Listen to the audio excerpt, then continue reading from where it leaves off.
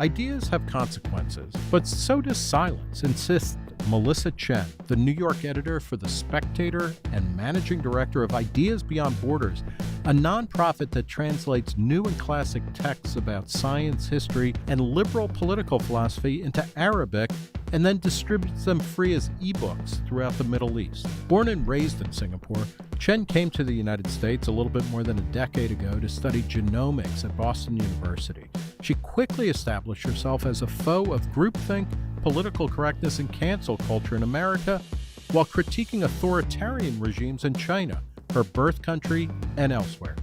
A frequent guest on shows and podcasts such as The Joe Rogan Experience, Bridget Fetisi's Walk-Ins Welcome, and The Rubin Report, Chen maintains one of the liveliest feeds on Twitter, mixing long threads with sardonic comments on the news of the day. Chen talks with me today about how an obsessive focus on identity politics led the media to keep insisting, without evidence, that the murder of massage parlor workers in Atlanta was a hate crime against Asian Americans, why Hollywood is changing its products to please censors in the Chinese government, and how the best way to counter radicalization is with speech and information rather than repression.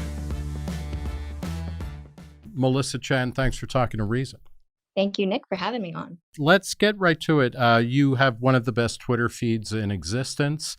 Your most recent tweet as of this taping was, "I'd like to welcome the Arabs to the Schrodinger's White People's Club, signed Asians and Jews." What do you mean by that? Unpack that for me. Okay. So, the Jews were probably the first ones to join the club. Many years ago, during right after the war, there were all these college admission practices where they were trying to keep the Jews out, and they had quotas. So, Jews were, considered people of color. They were marginalized identities. But along the way, they became one of the most successful immigrant groups and are now considered white. And it's the same thing with Asian Americans. Asian Americans have, in the same way, kind of crossed that Rubicon. And today, what happened was, there was unfortunately just another shooting in America. 10 people were killed, and of course, you had a lot of people kind of jumping to conclusions. There were low resolution images of the shooter, and people assumed he was white. A lot of sort of our media class was, they were tweeting about how the very fact that this guy was taken into custody alive proves that he was white. It was just another white shooter in America. And of course, it turned out that he was actually a Muslim American. He had a very, visibly Muslim name. More details came out. He turns out to be Syrian. And so there were people trying to, move the goalposts then. Instead of saying, I was wrong about this, shouldn't jump to conclusions, then it became, well, he had white privilege because he looks white. Arabs are white, and therefore he would, this is why he was still taken into custody, wasn't shot like he would have been if he was a Black American. I'm assuming if the Arabs are now joining the Jews as honorary whites, the Jews are going to want to recount or something like that? Perhaps, yeah. But there is this concept where the concept of whiteness is very fluid. You had a ridiculous headline in the New York Times a few months ago about this concept of multiracial whiteness. This was after the elections, right? And it, one of the shocking things about the 2020 elections was actually Trump seemed to increase his lead among certain minority groups, and that was a bit of a shock. And so, you have people kind of talking about this concept of multiracial whiteness, because whiteness is such a fluid construct. Basically, whoever they want to paint in power is now considered under this umbrella. And so, that was what I was poking fun at, because Asian Americans, with especially how they have performed as a demographic in academia, and also just looking at income, median wage, for example. And Schrodinger, of course, is the physicist who came up with the idea of, the famous example of a cat being dead and alive at the same time. And I know I've used it a lot, the great Schrodinger's immigrant, who is both lazy and comes here to take welfare, or is super energetic and comes here to steal our jobs. Like they can be both. It's undecidable. They can be both at the same time, right? Exactly, and that's what we mean by using these identity groups as pawns in the larger culture war. And we're seeing a lot of that now with Asian Americans, because on the one hand, you have universities, this debate about universities discriminating against Asians, and on the other, suddenly they become minorities when it's very useful to the narrative. You've written and tweeted a lot about the impulse among many people to say that the mass shooting or spree killing, I guess, might be a more technical term for it in Atlanta, where a man went and shot 8 people, 6 of whom were of Asian descent. And that was immediately put into a framework that this is part of a massive increase in hate crimes against Asians. It turns out that that may not at all be the motivation of the shooter. What you were one of the first people I saw in press saying, what, we really need to kind of think about this and think about what the motive is. What was your why were you so attuned to that, and why is it important that we don't jump to conclusions about why mass killers do what they do? Well, it's not just mass killers. I said the same thing when previous, sort of previous to this incident that kind of like rose to the national consciousness, were a lot of incidents that were happening in some cities like Oakland, San Francisco, New York, because there were actually video surveillance captured of some assaults and attacks of mostly elderly Asians. And they were, perpetrated by, quite clearly people that were not white. And even under those circumstances, people were calling that, you had some conservative outlets calling it Black on Asian crime. And I never saw that framing as useful, because it implies something. You're implying a certain racial motivation.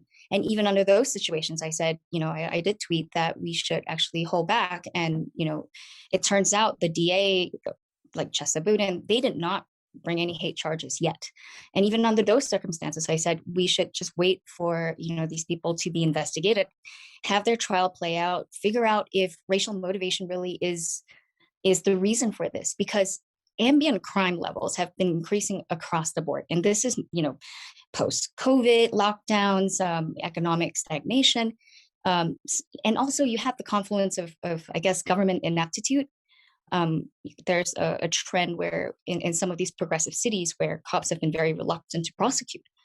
So a lot of these factors have kind of come together, and it's caused crime in general to skyrocket. And so before we jump the gun to say that this is anything to do with a rise in Asian targeted crime, I think it behooves us to see if that really is the motivation, through investigations, through interviews with the perpetrators. Because to make this claim is very serious charge, and you have a press basically that's very eager to link Trump's rhetoric, saying that because of he's been very, saying things like Kung flu or the China virus, that this is causing people.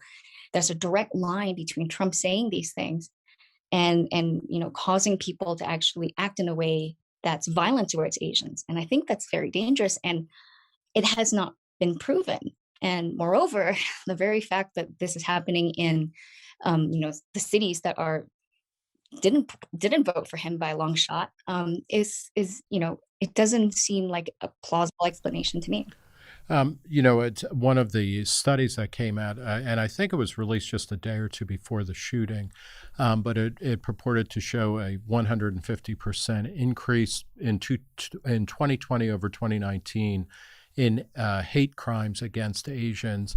And one of the things is that when you looked at the actual numbers, it seemed like there was less going on than people were drawing from the kind of headline conclusion. So in New York City in 2019, they counted 3 hate crimes and then it was something like 23 or 28 in 2020. And when you're talking about a city of 8 million, I mean, obviously any of these any hate crime is one too many, but we're not talking about thousands or tens of thousands of incidents.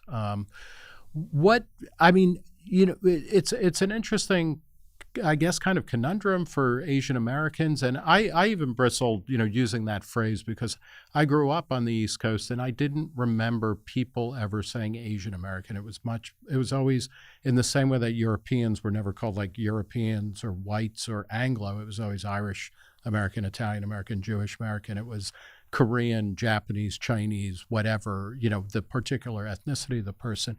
But the Asian American, now seems to struggle under the rubric, or, the moniker of a model minority. Is that, is that what gives rise to a need among Asian Americans to say, hey, we are, we're also oppressed, we're also exploited? What do you think is going on there? Well, I think many Asian Americans are, at this point, the ones that are highly educated. There is a certain set of beliefs that are sort of touted in this particular class, the people that go to Ivy League schools, for example. And to remain on that cocktail circuit, to be invited into this particular social networks where people are going to Aspen Institutes and all these like fancy places.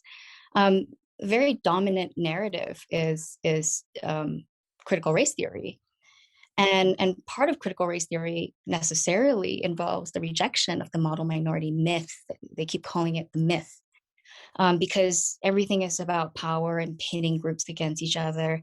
And that's how they view this, that because Asian Americans can be celebrated as a class, as a demographic, it puts other demographics down. And it's a bit of an equity kind of explanation. So, because of the implication that, okay, if to celebrate this minority group's success means that you're saying that other minority groups could do better. And that is something that is completely frowned upon. That is, you shouldn't be pitting these groups against each other. So that's really kind of where the rejection of that myth comes from. And ironically, coming from the class of Asians that are highly educated, that went to these very schools, that, kind of got in spite of affirmative action. And I just actually want to circle back on something else that you said about, you're comparing the statistic of 150% increase in hate crimes, just preliminary police data. The thing is, the FBI doesn't collect hate crime statistics till November. So for the last year, if we want statistics from 2020, we'll only get it in November of this year. So that data that you're quoting actually is just preliminary. And it's only been studied in 16 cities across the United States. And so that 150% comes from there. Now, there was another group that came out, and because they wanted to track hate incidents in 2020, because this is the year of COVID, lockdown, Donald Trump. And you had this activist group. It was a new advocacy group called Stop AAPI Hate. Shows up around early last year. And they basically built a web portal where people can go and submit self-report.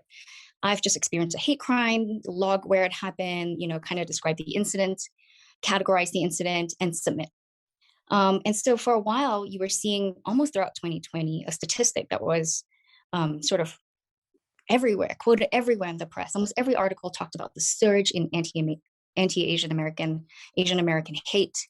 It seemed like there was 1900%. It was like 1,000, and till today, so about 1 year's worth of collection, there has been 3,800 hate incidents. And this sounds terrible. Like, this is like, it like one hate incident is enough, but now you have 3,800 incidents. But then you kind of like look a little closer at the data and you realize, number one, this is not coming from official police data. This is actually self-reporting. Anyone can log on and self-report. Number two, this data was actually also categorized to show that actually majority of this wasn't even violent. It wasn't even a physical incident. We're talking about verbal incidents. We're talking about shunning, like 20% of the hate incidents were actually shunning. So if you've been kind of fanning these these flames and getting Asian Americans to think that people are out to get them. You know, you're walking in a supermarket and somebody gives you a stare. You might log that as a shunning incident, you know, or you know, this hostess at a restaurant didn't want to serve me. Could be for any reason, but there's a bit of confirmation bias going on now because you're actually looking for it.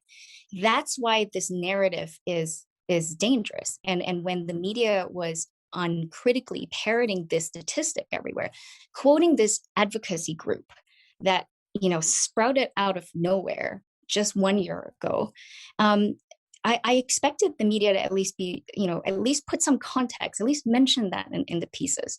But we saw none of that. And you know, by October, you had the United Nations writing a report excoriating Donald Trump for his rhetoric, and then, you know, putting in the report this exact statistic from the same group.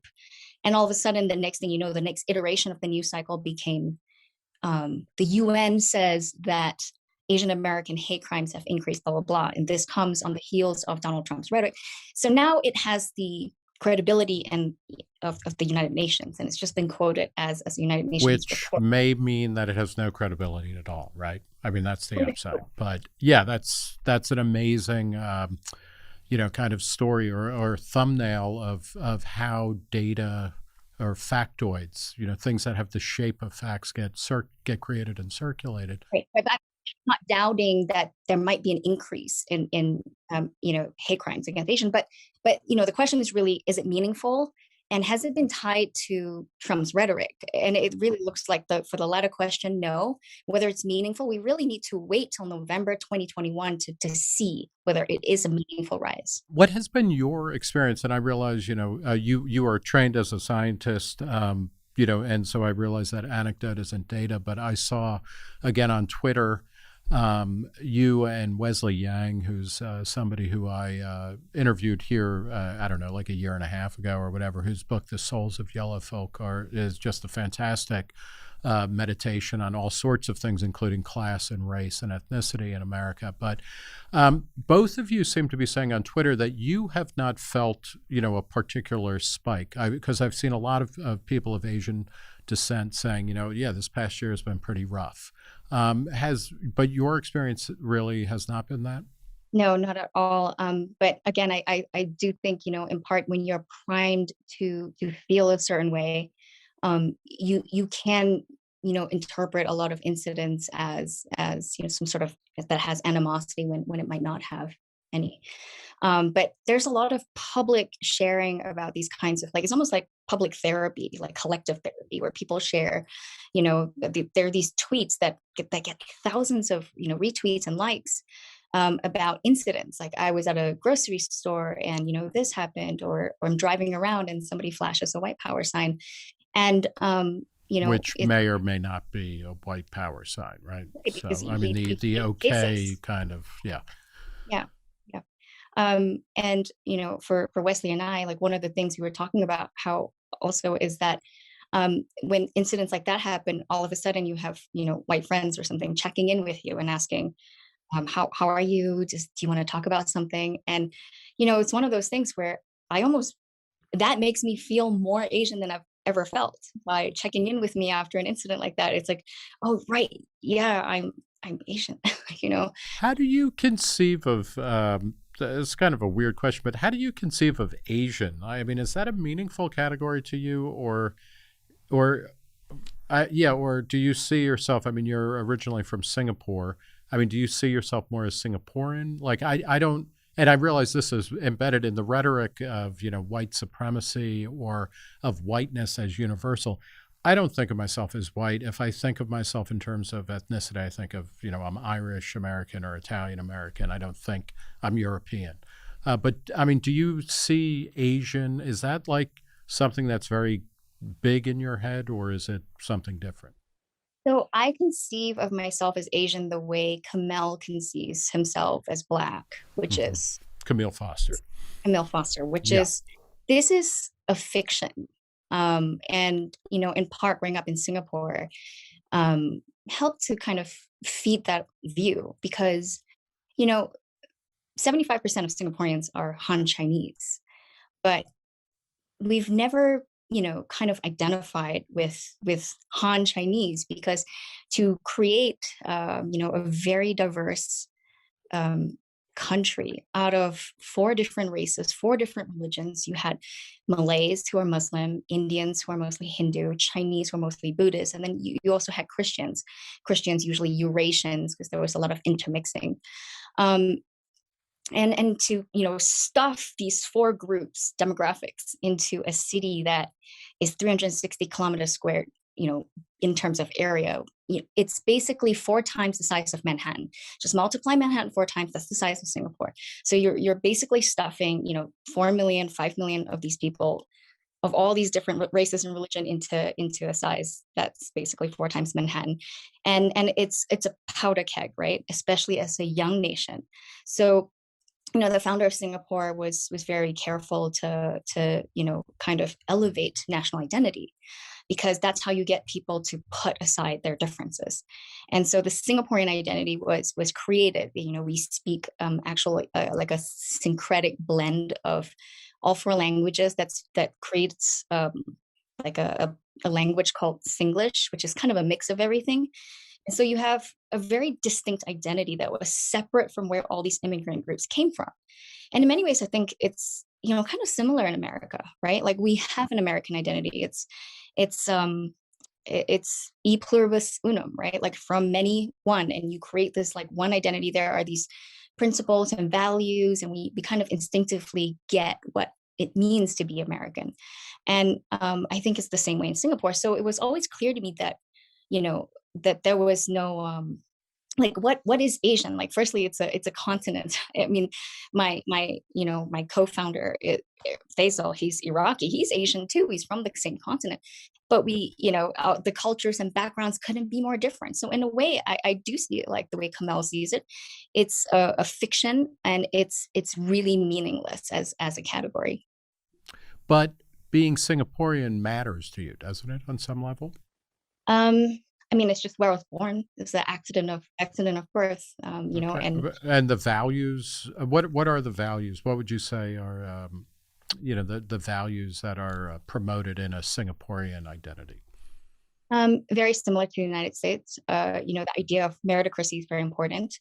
It's almost enshrined in our national pledge, because again, it's you either have something merit based, or you have something that is you deserve things because either aristocracy or identity.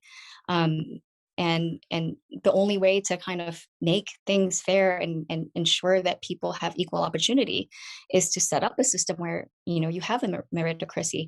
I would say also Confucian values are very elevated in So the what does that mean? um, What are Confucian values? Confucian values, in the sense of hierarchies are kind of natural. The nuclear family is very important. Always respect your elders. It's more communitarian. So things like you social harmony is kind of prized against individualism, and that I would say is a bit more. It's a very clear contrast between what we have here, where we're a lot more individualistic, right? We would kind of like, I mean, I wouldn't like it if anyone tried to justify, curtailing of civil liberties with the argument that, oh, this is to preserve social harmony. So that I would say is the kind of major difference.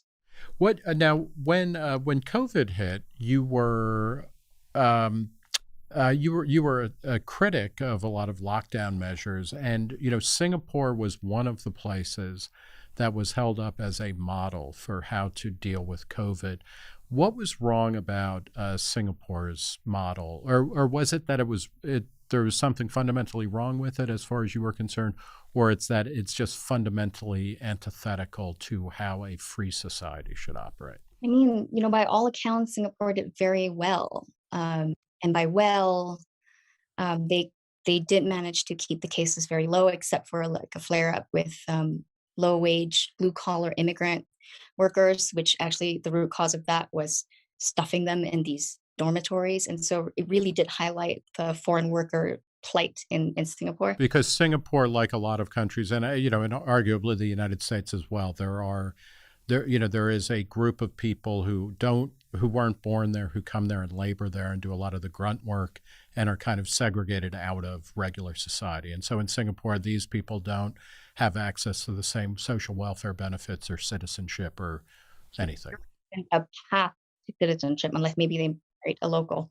But yes, they really shine the spotlight on this kind of like two-tiered system, right? And on a parallel worlds where these workers actually, have, are paid really low wages. And so it was good that it kind of sparked that conversation. And I think that what happened, it will improve their prospects.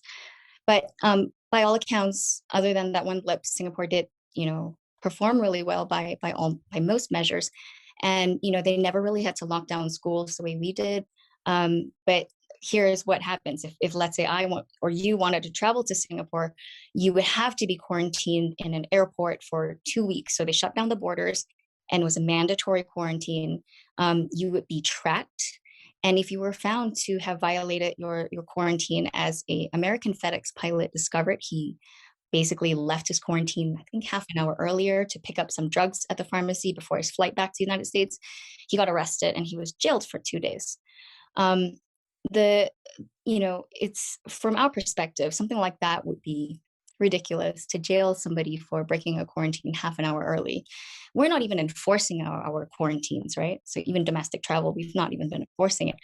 But, the Singapore mindset has always been to enact certain punishments to make an example out of people, because these examples then become deterrents for other kinds of behavior.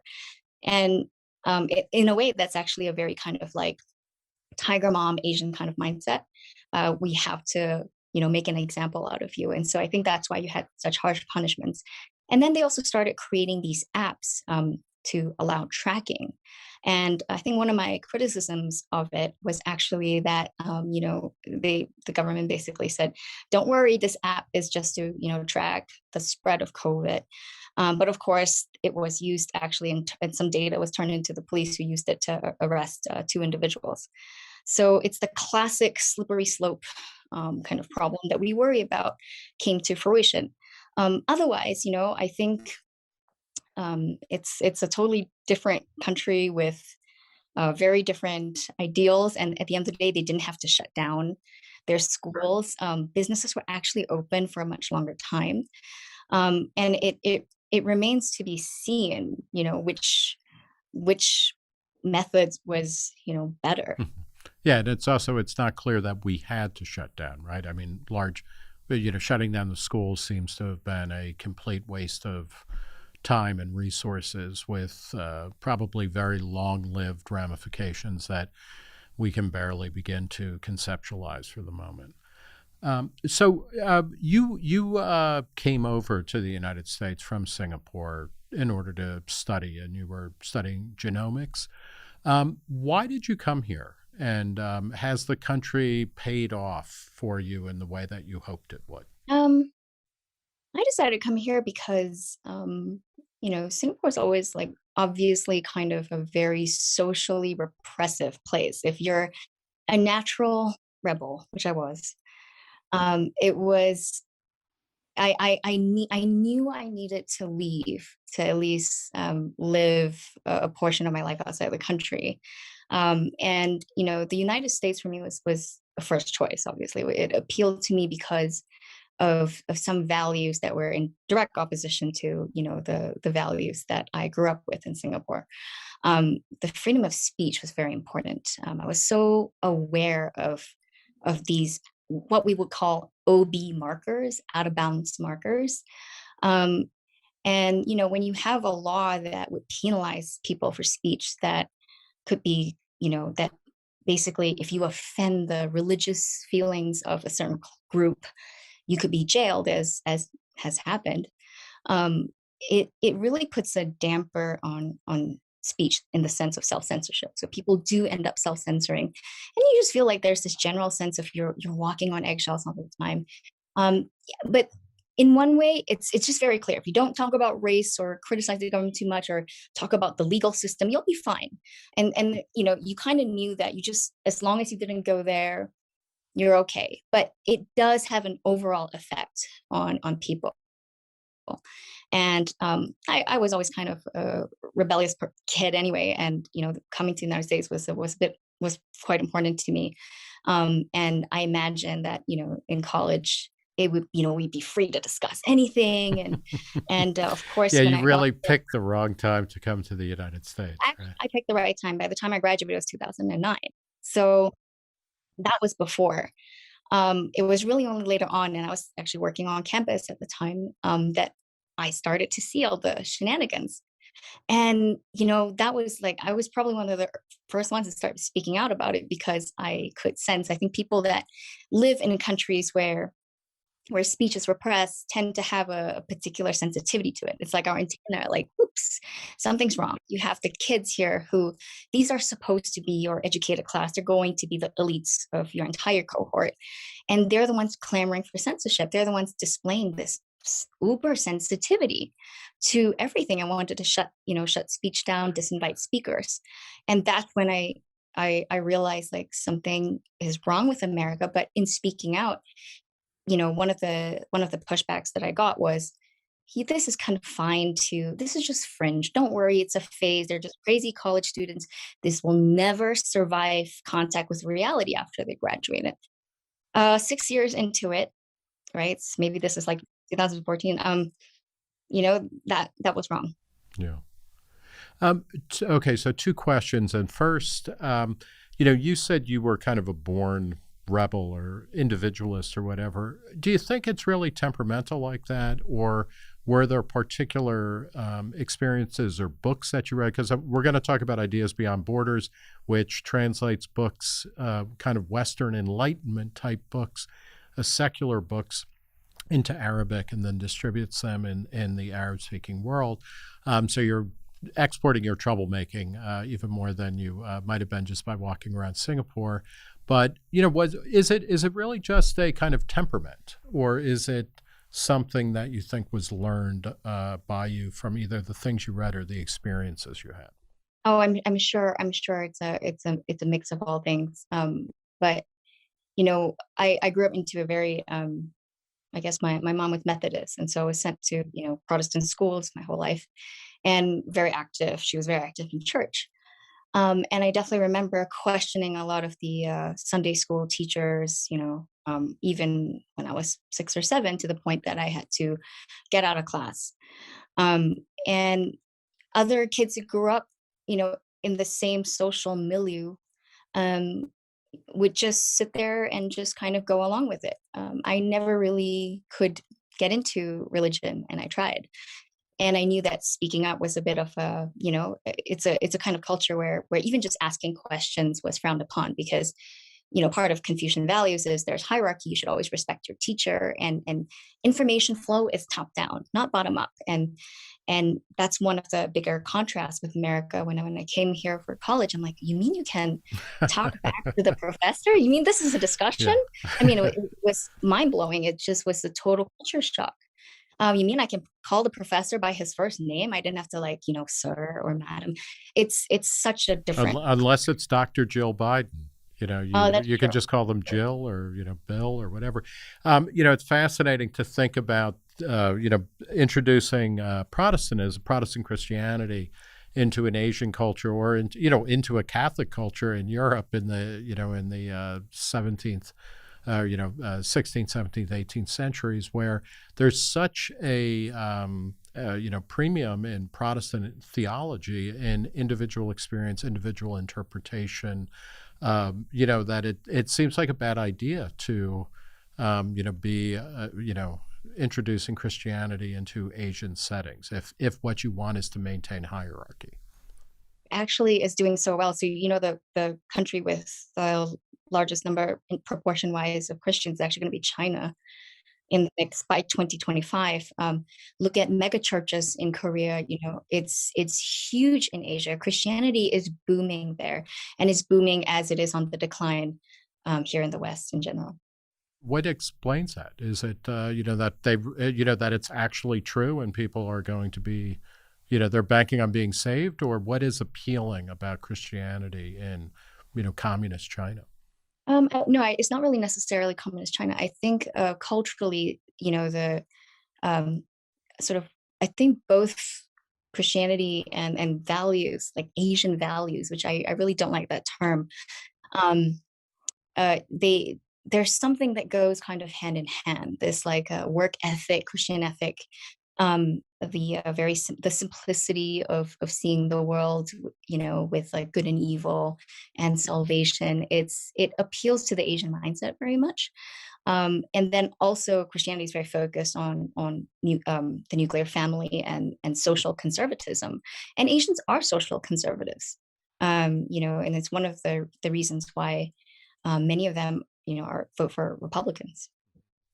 So my other question was, when you started to encounter in an American context students being the ones who were saying like, hey, don't ask questions or don't make statements that are kind of upsetting to people.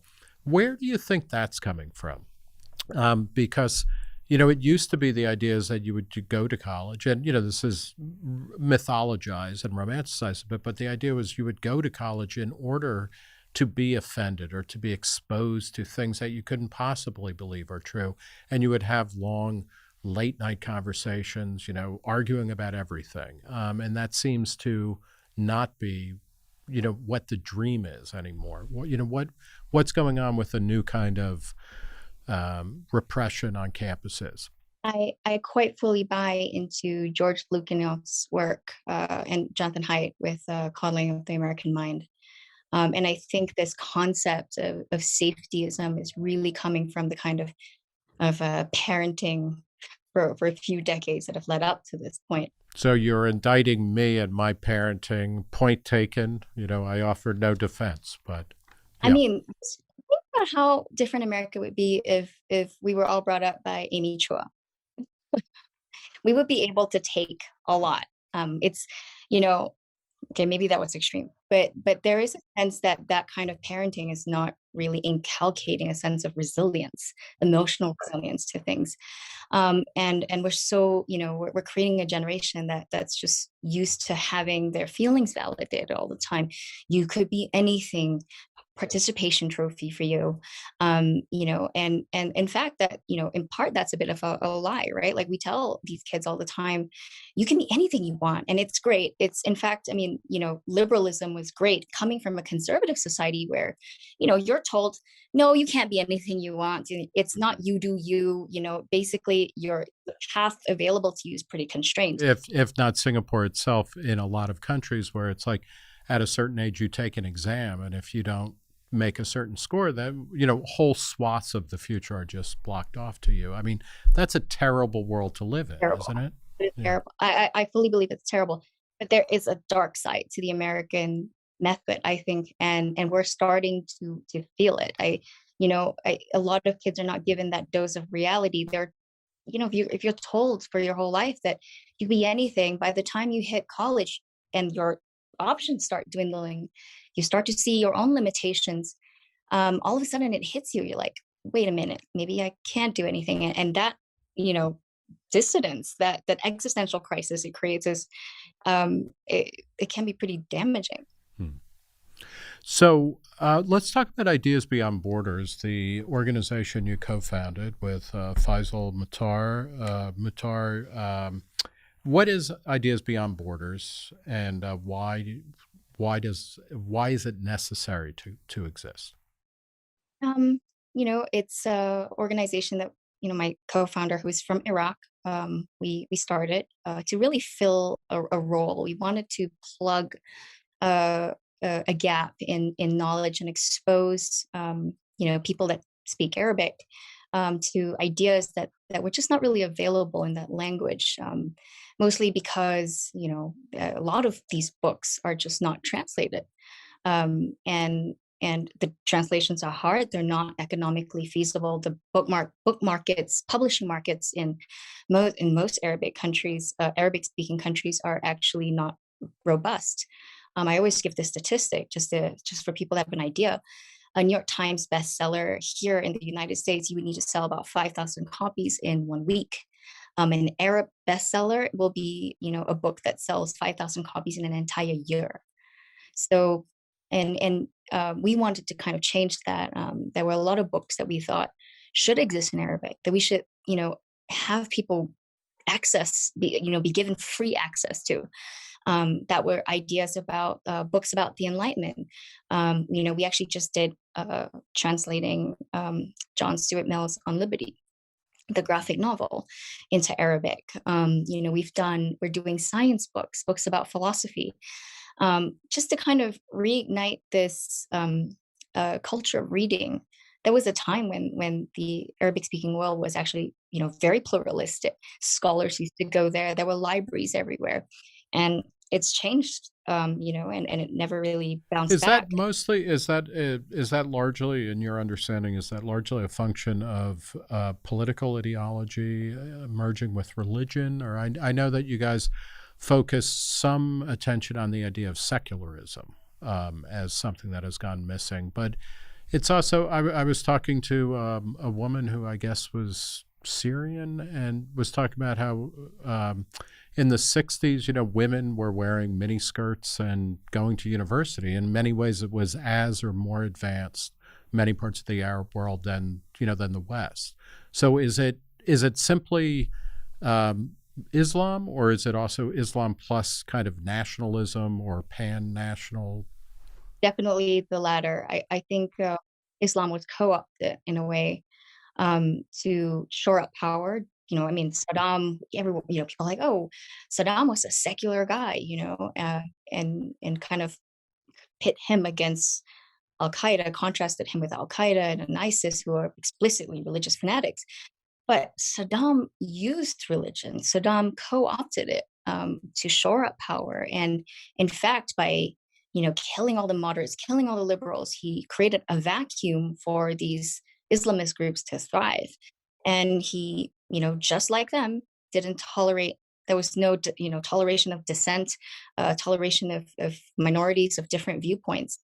So they were kind of a manifestation of the same intolerance. How many people have you reached, or how do you measure the reach of ideas beyond borders? And generally, you translate the books, and I know I've talked to Faisal about this. I mean, it's pretty stunning and inspiring. You get people generally who live in that part of the world to translate books at real personal risk if they're unmasked, but then you circulate them as PDFs or as Mobi files and things like that. But what's a hit for you, or what is the reach of your operation?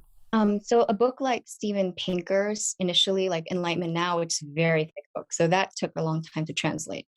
A book like his got 12,000 downloads in the first 6 months, just from our website alone, and that's what we can track.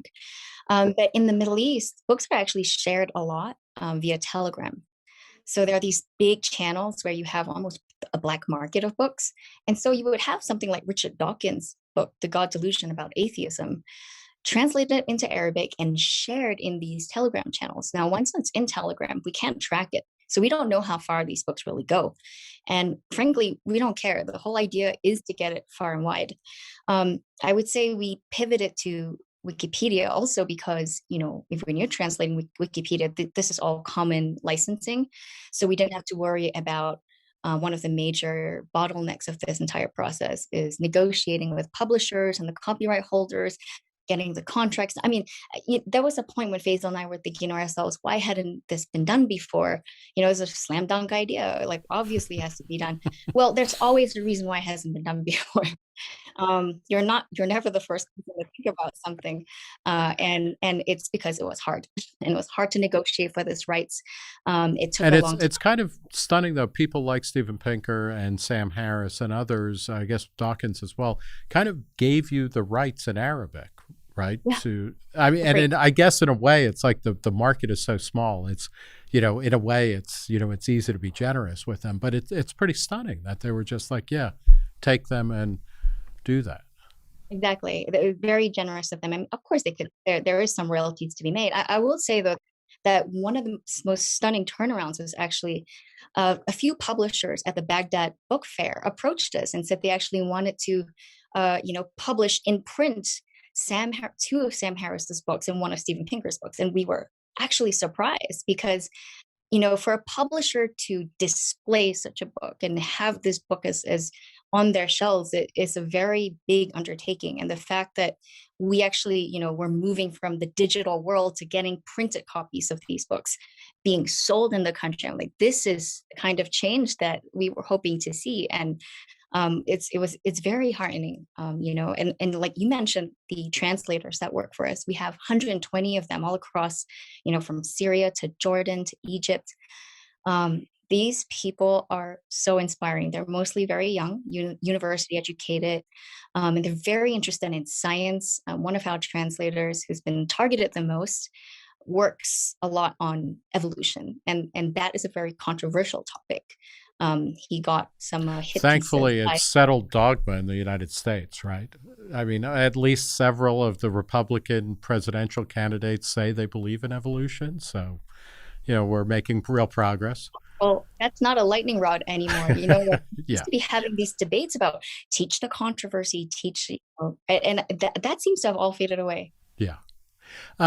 You've written a lot about, or as we're talking about all sorts of things, and there's a horrific violent crime in the United States, and there's a kind of shutdown of certain types of speech, what's permissible in, in public spaces. In another way, it's also true that, we live in the golden age of speech and expression. Everybody can say whatever the hell they want, which is great.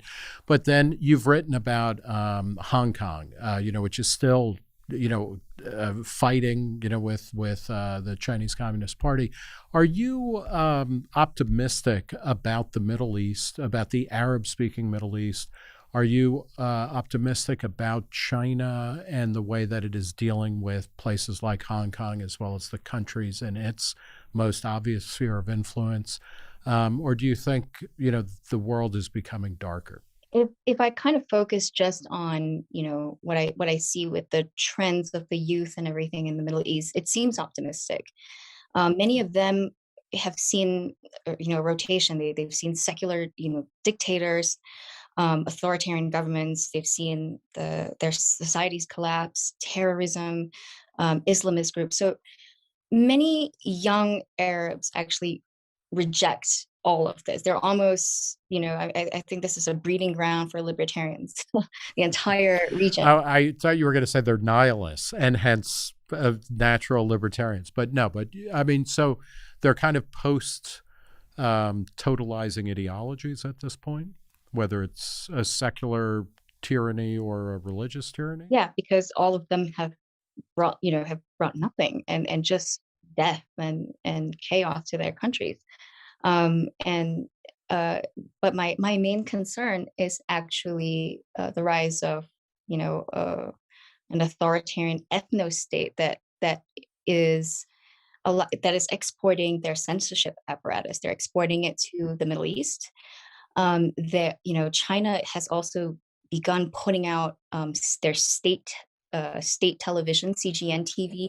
Xinhua News Agency has both of these outlets have Arabic channels where you have an Asian girl speaking perfect Arabic, perfect accent. And during COVID, a lot of these channels were actually spreading misinformation. They were spreading ideas about this virus having been invented by the CIA or in a U.S. lab and being released in China. Here's the proof.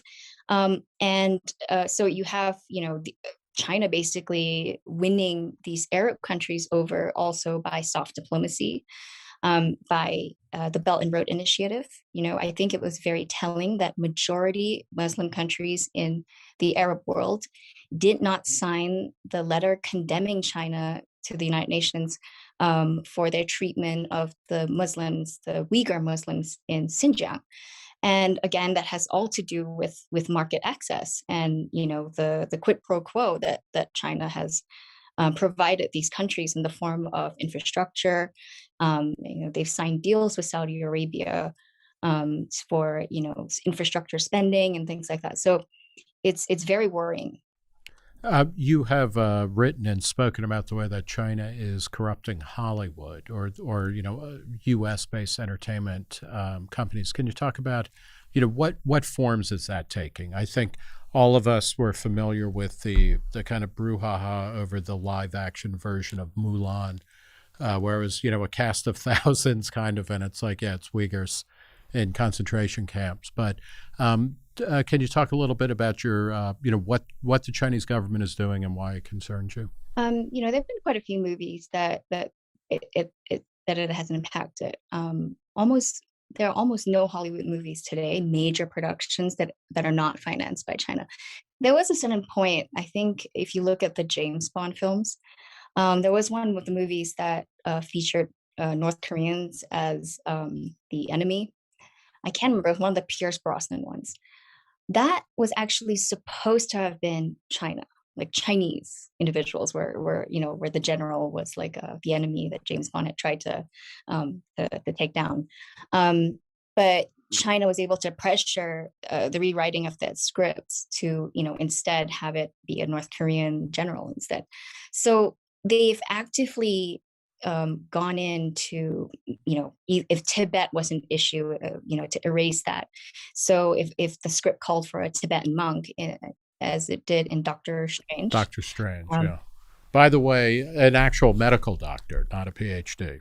Just Doctor Strange. Just like you, actually. Well, no, I am a PhD, but not a medical doctor, and so when I offer medical advice, really don't take it. But yeah, so, and I mean, what is the solution, or what is your solution to that? Because on a certain level, what Hollywood is doing, Hollywood is a shorthand for this, because it also extends to the NBA. Where you within the same week you might have somebody like LeBron James, talking about, rightly criticizing certain types of police tactics in the United States, but then shutting down fellow players for daring to say anything bad about China. What is the right way to do that? Because on a certain level, these giant corporations, whether it's a movie studio or a sports league, they're just going where the money is, right? Right. I think there's a difference between, companies that are involved in the national security infrastructure.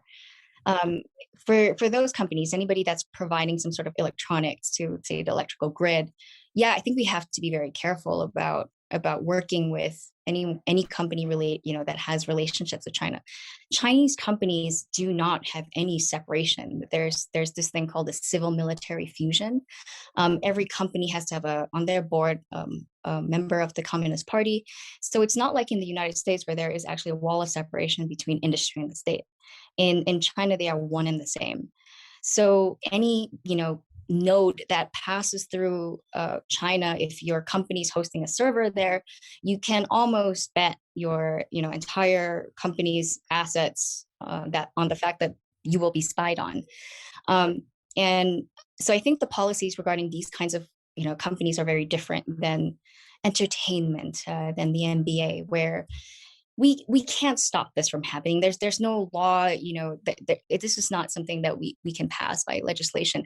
But I do think that people speaking up about it, people pointing out the hypocrisy, at some point it has to be so obvious that you cannot take this public position because it is simply embarrassing. And so, there are some liberal talk show hosts that have been highlighting this. Bill Maher is a very good example of one. The more this kind of penetrates the public consciousness, organizers, we need to have people that, bring together people in Hollywood, directors, whatever, to talk about the problems they're facing with, journalists who study this problem, who know exactly what's going in Xinjiang, and kind of bring them together to talk. Because I think a big part of this is, for a long time, I think it was naivete. It was just, you can make money, we can all make money, we can get rich together, China will change. Clearly that, the opposite has happened. China is not only not changing, but they are changing us.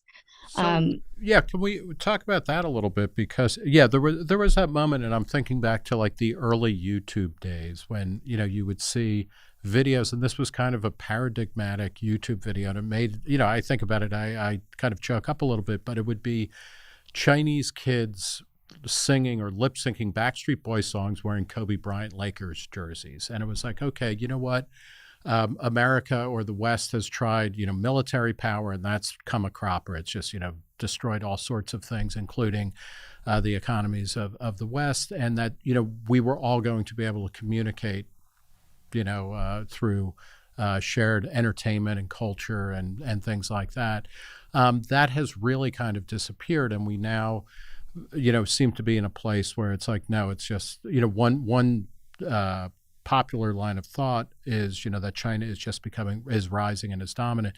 Milton Friedman, back in the 70s, and in his 1980 miniseries for PBS Free to Choose, talked a lot about how, he believed that economic freedom, allowed, if you gave people economic freedom, they became richer. When they became richer, they started to demand political freedom. And then as the 80s unfolded, he seemed to be absolutely right that what was happening in China, after Mao died, the economy was liberalized, people got wealthier, the Tiananmen Square, the democracy movement, kind of rose, and then it was crushed. Do you think he was hopelessly naive that a rising standard of living is ultimately going to force a political, a kind of political freedom that is now maybe unimaginable in China, or is it just that his timeline was off and that it'll come down the road? It's funny because I remember this narrative, and obviously it's reinforced by the end of history. Right. Yeah. They're all part of the same kind of big story. Yes. But the reason I never bought it was because I was from a country that proved that that was wrong, right? Singapore was one of the first Asian tigers. And, it went to first world in like a few decades. And I remember, by most accounts, Singapore was doing very well on GDP per capita. People were surprised at this country and how it really punched above its weight. It was, by all accounts, a very prosperous nation. And it got there in a very, quick amount of time. Well, I didn't notice that people were demanding for more political freedoms. They were actually very satisfied, and it's one of the things that bothered me about living there. I was very bothered by the fact that it was 2010 and we still didn't have gay rights. We still had on the books a part of the law that criminalizes homosexuality on the books, and I could see that people were very happy with the government and realized that as long as it was prosperous, as long as their, Maslow's hierarchy of needs were met, most people didn't need the self-actualization. Most people didn't need that at all. And, the Gulf states also were kind of going down the same route where they were getting very wealthy, mostly oil money, sovereign wealth funds were swelling, but people weren't trying to change and call for change in terms of more political rights, liberalization of social norms. They were kind of static. And so I kind of had a sense something was wrong with that thesis. But, the one thing that I kind of think it's unfair to judge Milton Friedman for is, in China's case, it's not a really fair assessment because China never really had a two-way street in terms of communication. So they had this big firewall, and as they grew, they were able to keep their own population in the dark. Now, if those walls were taken down, if the average Chinese person could read everything about the world from the comforts of their own home and learn about the world that way, maybe they would have they would have actually demanded for more political freedoms. Well, do you think it's likely? I mean, is it likely that the Chinese government will really be able to maintain, a strict kind of firewall, or, is it already happening that, this, you just can't keep the world out for too long, especially the more you trade with it, even if it's under very constrained circumstances?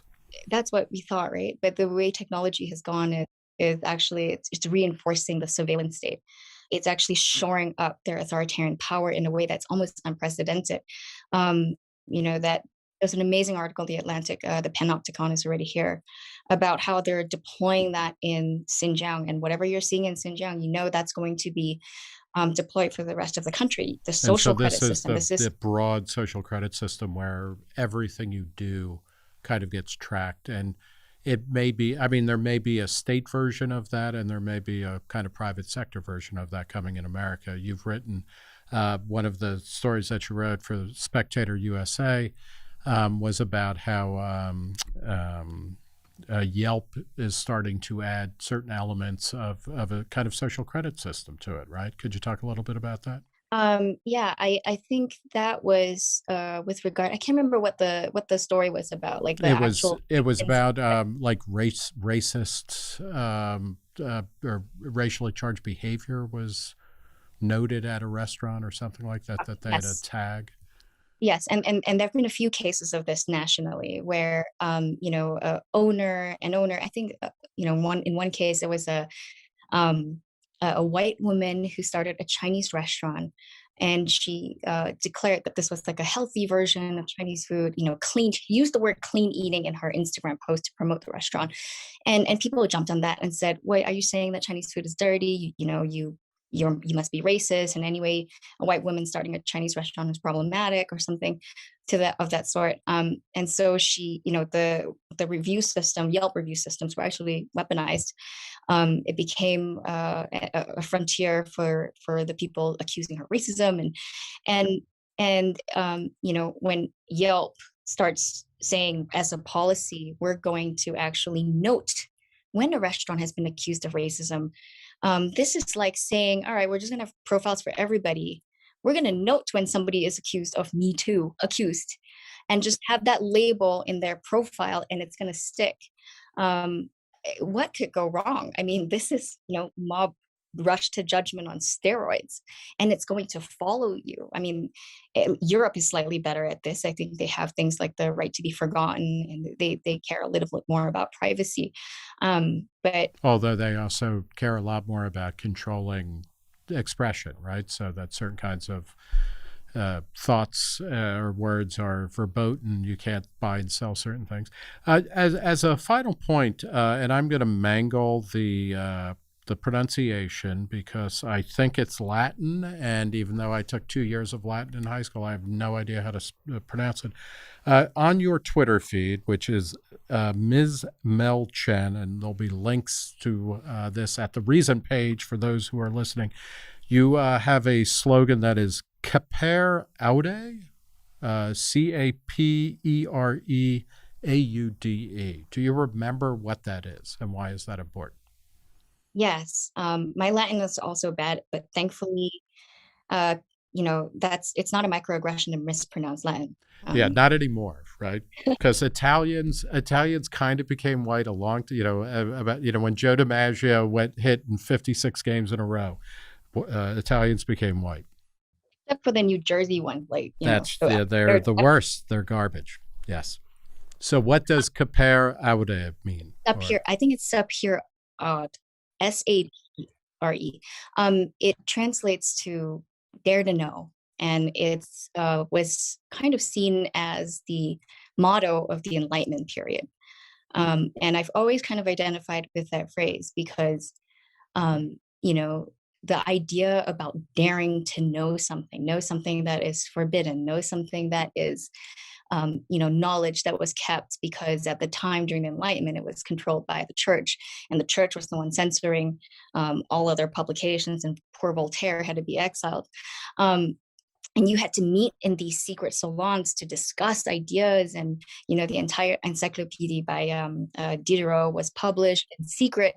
And I've always identified with that because I think like this idea that right now we're kind of living in that culture again where there's certain ideas that we're not allowed to kind of talk about in public, not because of government censorship, but because, of certain social mores, like questioning certain ideas, maybe even putting out data. You've had people fired for just quoting statistics that were coming out from academic journals. And, it's not about knowing all the answers, right? It's the most important thing in life is knowing that you can ask questions that lead to the answers. And we now live in a time where even questions cannot really be asked comfortably about certain topics. And so I kind of like use that phrase to remind myself of not, don't be afraid. Don't be afraid to ask, because having all the questions is actually more important than having all the answers. All right, that's a great note to end on. We're going to leave it here. We've been talking with Melissa Chen. She's the managing director of Ideas Beyond Borders. She's a columnist at the Spectator USA, and you can find her on Twitter, Clubhouse, and virtually every social media platform. Melissa, thanks for talking to Reason. Thank you, Nick.